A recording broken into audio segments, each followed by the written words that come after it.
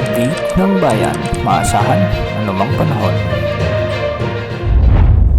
Magandang araw po sa ating lahat. Narito ng pinakaling update sa magiging lagay ng ating panahon sa araw na ito hanggang sa mga susunod na araw. Sa kasalukuyan ay nakakaapekto pa rin ang shear line at ang northeast monsoon sa ilang bahagi ng ating bansa at magdadala ito ng mga kalat-kalat na pagulan at pagkidlat pagkulog. Unahin natin ang shear line. Ito yung banggaan ng malamig at mainit na hangin na kung saan magdudulot ito ng maulap na papawirin at kalat-kalat na pagulan at pagkidlat pagkulog sa buong Mindanao, Eastern Visayas at Central Visayas. Mag-ingat po dahil posible ang banta ng mga biglaang pagbaha o pagguho ng lupa, lalo na kung may mga umiiral na katamtaman hanggang sa malalakas na pagulan. Samantala, ang Northeast Monsoon o amihan naman ay magdadala ng maulap na kalangitan na may mga kasamang mahihinang pagulan sa Cagayan Valley, Bicol Region, Apayao, Kalinga, Mountain Province, Ifugao, Aurora at Quezon Province. Para naman sa Metro Manila, nalalabing bahagi ng Luzon at sa nalalabing bahagi ng Visayas, asahan naman ang bahagyang maulap hanggang sa maulap na kalangitan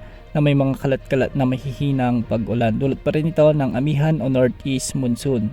Para naman sa lagi ng mga pag-alon sa ating mga karagatan, sa mga karagatan ng Luzon at sa silang karagatan ng Visayas, posible ang mga pag-alon mula 2.5 o hanggang 2.8 meters. Sa nalalabing karagatan ng bansa, posibleng maabot ang mga pag-alon hanggang 2.5 meters. Wala pa rin tayong namamonitor na LPA o bagyo sa loob at labas ng ating area of responsibility at wala rin tayong inaasahan na sa mga panahon na lalapit sa ating bansa hanggang sa susunod na 3 hanggang 5 araw. Bukas magpapatuloy pa rin ang epekto ng amihan at magdudulot ito ng bahagyang malamig na panahon sa hilagang bahagi ng ating bansa, samantalang magdadala pa rin ng mga pag-ulan ang shear line sa silangang bahagi ng Visayas at Mindanao. Yan muna ang latest sa lagi ng panahon. Ito po ang weather update ng bayan, maasahan anumang panahon.